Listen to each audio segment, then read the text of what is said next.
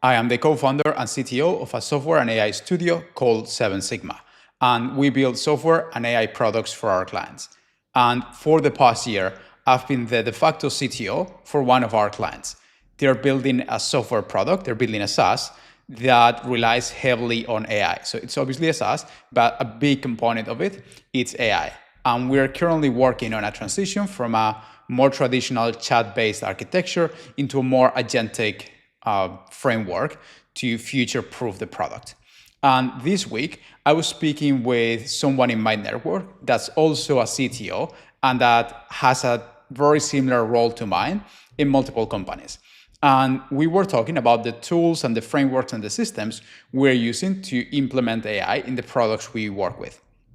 And I asked him, I've been researching like what frameworks we can use to implement agents, and I've been looking for no-code tools that I can share with my client so that they can play around with the prompts and they can contribute meaningfully because they are obviously non-technical. That's why they work with us. And honestly, his answer was extremely surprising in a way, but also completely expected on the other hand. And basically what he told me is, I have a very similar client. I've been working in a very similar project to yours. And honestly, what we're using is Google Sheets to track the prompts and track the results with a simple API infrastructure behind the scenes. And honestly, I was like, that makes so much sense. And that's something that I've been speaking about for pretty much since I started this YouTube channel, which is there's a clear disconnect between what companies are actually implementing in the real world when it comes to AI and what people are talking about in the news or big CEOs or YC-backed startups, all the YouTube folks, etc. On the hype train, the hype side, what I'll call it, there's always a new tool, new framework, new models coming up, and everything feels very chaotic. And if I was a founder myself, I would feel very overwhelmed. In the reality of the industry is people are actually building things using very simple systems, tools that have been around for many years, and things that we can all rely on. And this is not due to AI. I've been a software engineer. I've been involved in software in one way or another for about a decade at this point. And honestly, it's always been the case. I used to be a software engineer at Volvo working with embedded systems. And it was the exact same thing. When we had the need for a tool, like obviously that's not as flashy an industry. So we would always go build it ourselves. And simple scripts and custom small tools to solve problems, that was always the norm.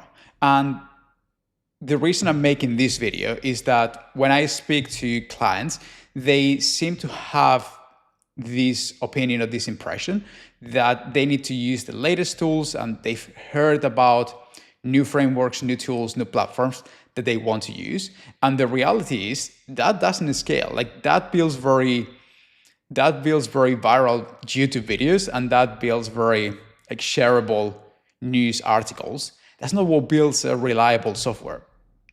You want to strive for simplicity in all you do. AI is a new technology, but the new things or the actual technology is relatively straightforward and simple to use. But then when it comes to implementing it, you can just use simple APIs, simple scripts, etc. And so this has a few advantages. The main one that I can think of is, say you hire new people in your team. Not everyone knows all the frameworks all the time, but everyone can follow simple scripts and simple APIs. So that's very advantageous. The second thing is you're future-proofing your tool, not by picking the best framework, but by not picking a framework or a tool at all. Because then you're not dependent on that company, that product to receive funding or continue improving over the years. You fully own it. Now, granted, this doesn't mean that you shouldn't use any tools at all. There are few notable exceptions that you should use. For example, if you're building a web application, choosing Next.js instead of trying to reinvent your framework from scratch, very meaningful advantage. Or using the Vercel AI SDK, at this point is becoming very stable in building AI infrastructure. And so you can make these choices, but you have to be very careful.